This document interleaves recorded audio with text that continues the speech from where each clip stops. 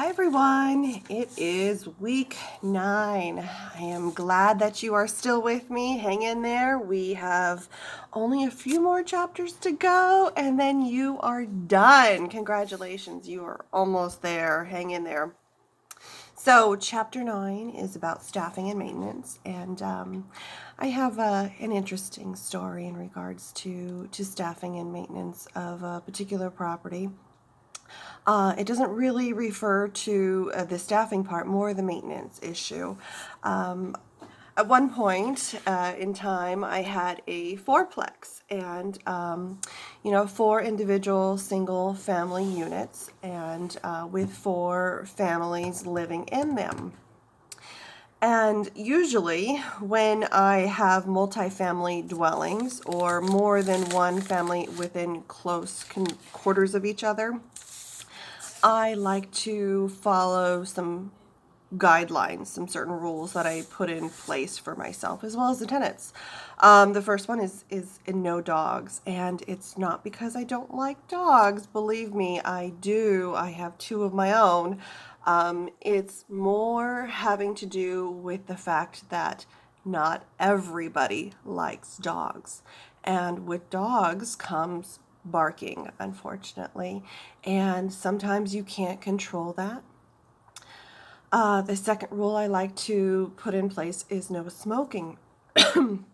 So, not that I am a big proponent for either of them. It's just that within close confines, not everyone enjoys the smell coming from somebody else's unit or backyard or patio. I also have time frames for guests of the tenants to stay, strictly enforced in the lease addendum, that if they are there for more than 2 days, they have to notify me, and I have to have pre-approval in order for them to stay longer than that. It disrupts the whole flow of the multifamily complex. I also like to address issues promptly, because what happens? What do people usually do? People are social. They like to talk. They like to talk to each other. They like to cause a stir and get more momentum going and start a little coup between the 4 of them or more if you have an apartment complex. So that is something that I like to address promptly on an individual basis when I have multifamily living.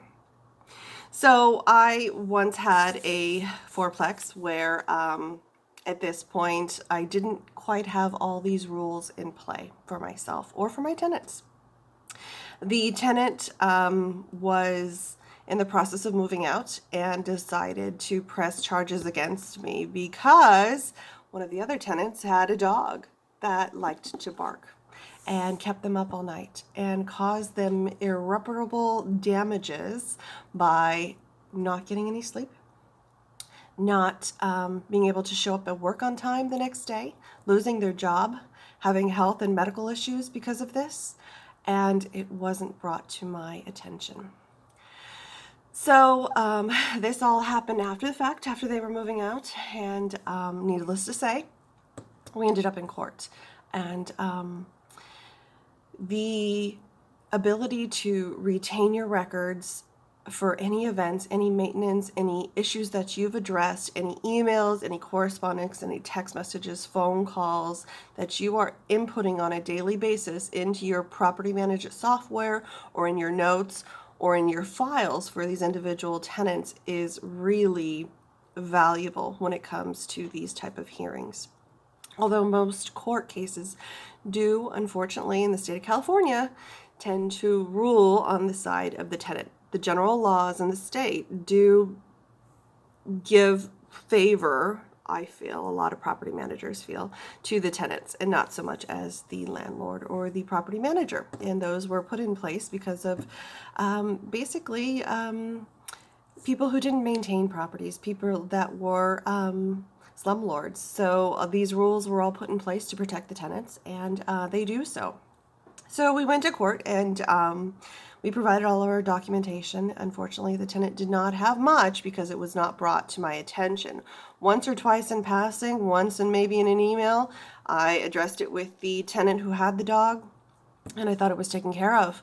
Unfortunately, it wasn't. Caused them some issues with their employment, and they were, at the end of the hearing, entitled to some monetary benefits because of the suffering that they incurred.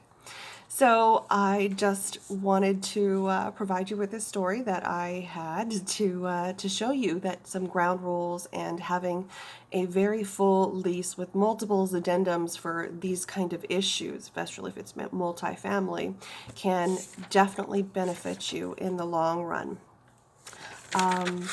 So this chapter on the staffing needs and the maintenance of the property, keeping great records is really wonderful. Notating and documenting everything that you find, that you see, is really time consuming, but it is worth it to you as a property manager.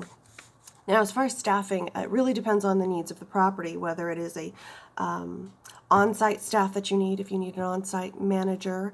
And the benefits of having an on-site manager is that they're there all the time to take care of these type of issues that come up.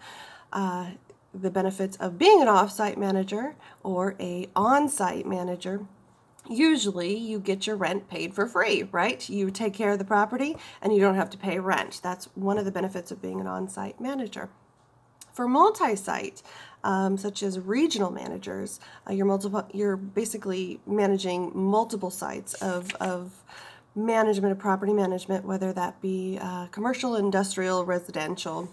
You're taking a look and making sure everything is taken care of at all of these sites. And you may not be on hand at all of these sites at all times, but you have to visit them, or you have on-site managers who report directly to you.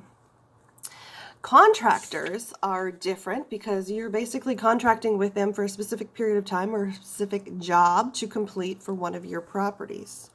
Your administrative staff would be the people who take care of the front end of the office, billing, accounts receivable, accounts payable, rent notices, your rent roll, your income, your expenses, all of your bills that are due, all of the correspondence between the tenants. They are really invaluable. And if you do need some front office administration staff, I really recommend that you do screen these people as best you can. They can be invaluable to your business. Security. Certain places in high crime or certain areas like a strip mall do need security all the time, because what happens in industrial commercial properties when the doors close at 5 o'clock? Well, lots of people, homeless people, like to come in and sleep there, or we have crimes at that time period, so security is occasionally needed. When you are hiring these people, you do have to abide by certain rules and regulations that are in place. And those employment laws that guide us there's about 4 or 5 rules that you look at on a basis that you have to abide by on the general rules, and those being the Family Medical Leave Act. And if especially here in California, we have the Family Medical Leave Act. If people need to leave for a certain reason, to take care of family members, to have a baby, for adoptions, that kind of thing, there's the Family Medical Leave Act. The Fair Labor Standards Act as well means that we are abiding by the requirements that are put in place federally to make sure that employees are all treated fairly.